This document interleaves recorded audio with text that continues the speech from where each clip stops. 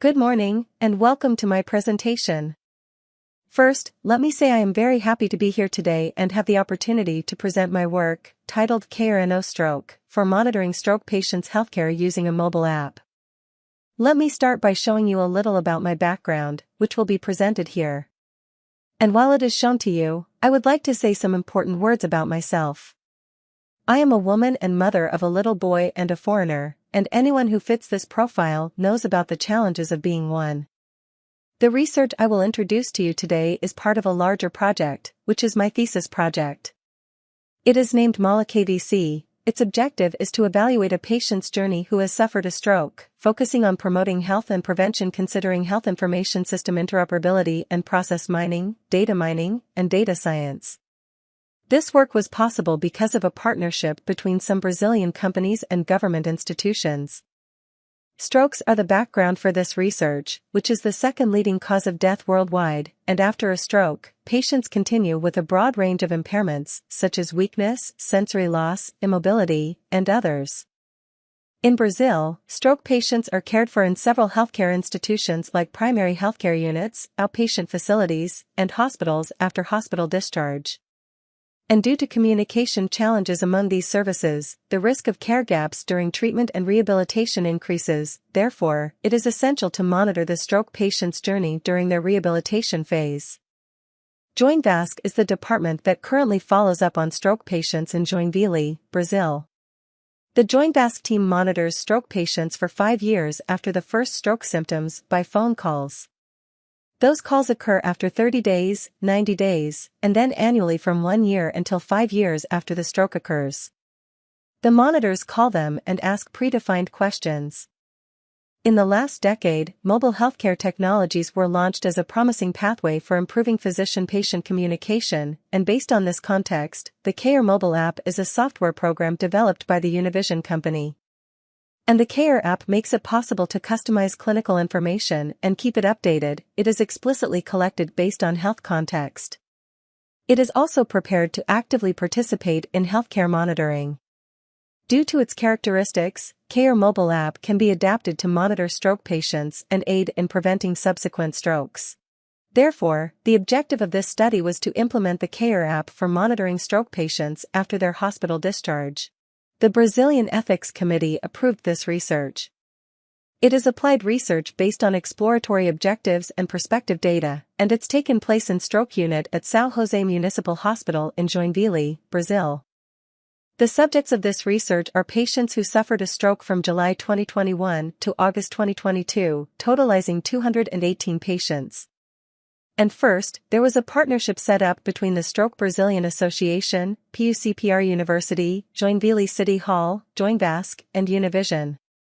This research was split into 2 parts. The first is the adaptation phase, in which we drafted the questionnaires. The second is the implementation phase, in which we implemented the use of the Quer app during stroke patient hospitalization and their monitoring after hospital discharge. 5 steps followed the implementation phase. Step 1: define a routine and specify responsibilities. The Joinville team was responsible for choosing who would perform the installation of the Quer mobile app on the patient's cell phone. Step 2: draft instructions and an information pamphlet. Step 3: instruct the health professionals on how to use the app.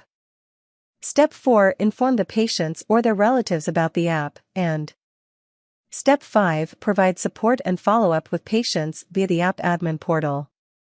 In the adaptation phase, we prepared 3 monitoring questionnaires and 6 stroke healthcare guidelines.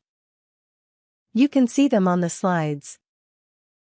These photographs show how I taught health professionals to use the Quer app at São José Municipal Hospital.